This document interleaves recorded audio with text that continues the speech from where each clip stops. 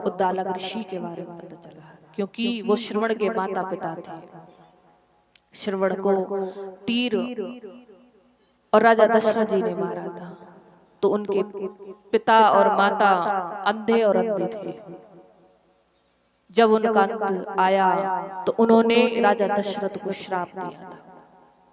इधर आगे और भगवान राम, माता सीता, लक्ष्मण भरद्वाज ऋषि के आश्रम में जाते हैं।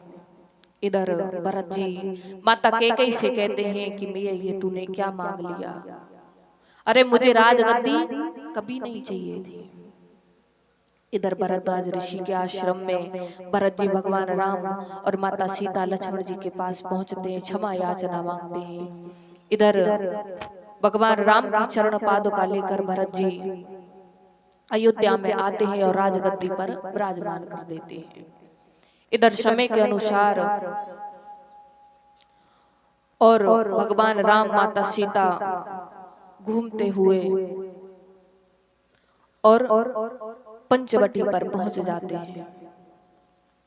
और जब पंचवटी पर पहुंचते हैं तो बताया जाता है कि पंचवटी पर शूर्पणखा का राज्य चल रहा था। शूर्पणखा का राज्य चल रहा था। जैसे ही भगवान राम को देखती है मोहित हो जाती है। इधर भगवान राम से कहती है कि तुम मुझसे विवाह कर लो। इधर भगवान राम कहते हैं कि मेरा तो विवाह हो गया, पीछे मेरे भाइयों से बात करो। इधर लक्ष्मण जी राम के पास भेज देते और राम लक्ष्मण के पास भेज देते।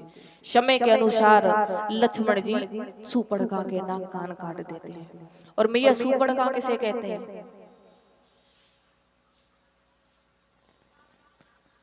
मैं बताऊं, आज के समय में जो लड़की भाग जाती है ना, उसे शूर्पणखा कहते हैं। उसे शूर्पणखा कहते हैं, क्योंकि जब वो जाती है ना तो अपने माता पिता का ही नहीं, कितने कुल का नाश कर जाती है। क्योंकि ये जो संसार है ना फिर जीने नहीं देता है। तो इधर शूर्पणखा रावण के पास जाती है। रावण से कहती है कि पंचवटी पर 2 युवक आए हैं। तो इधर रावण कहता है कि मारीच और सुभ्राव होंगे, कि उनको और कब का वो दोनों मार चुके हैं। इधर मामा मारीच को बुलाया जाता है, सोने का मृग बनाया जाता है। जैसे ही सोने के मृग को माता सीता देखती है मोहित हो जाती है। भगवान राम उस सोने के मृग के पीछे जाते हैं और जैसे ही उस सोने के मृग को मारते हैं तो अंत में वो लक्ष्मण का नाम लेकर और अपने प्राणों का त्याग कर देता है। इधर माता सीता लक्ष्मण जी को भेजती है। लक्ष्मण जी रेखा खींचकर और जंगलों की तरफ चले जाते हैं। इधर रावण तपस्वियों का वेश धर के आता है और भिक्षा मांगता है। जैसे ही माता सीता उस रेखा के अंदर से भिक्षा देती है तो रावण तपस्वी का वेश धारण कर कहता है कि अगर भिक्षा देना है तो माता बाहर आकर दो। जैसे ही माता बाहर आती है तो माता सीता का हरण रावण करके ले जाता है। इधर और आगे जैसे ही विमान पर विराजमान होता है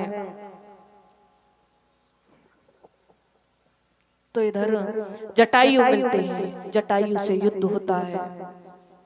समय के अनुसार रावण जटायु के पंखों को काट देते हैं। इधर जैसे ही राम और लक्ष्मण आते हैं, माता सीता की खोज कर रहे हैं, विलाप कर रहे हैं, जंगलों में ढूंढ रहे हैं। जटायु मिलते हैं तो जटायु बताते हैं कि रावण सीता को हर कर ले गया। उनके कुंडल हैं। जैसे ही उन कुंडलों को भगवान राम और लक्ष्मण को दिखाते हैं कि भैया देखो ये तुम्हारी भाभी के ही है क्या? लक्ष्मण जी कहते हैं कि भैया आज तक मैंने भाभी के पैरों को देखा है, मुखमंडल के दर्शन नहीं किए। क्योंकि उस समय भाभी थी जो वो माँ के समान थी।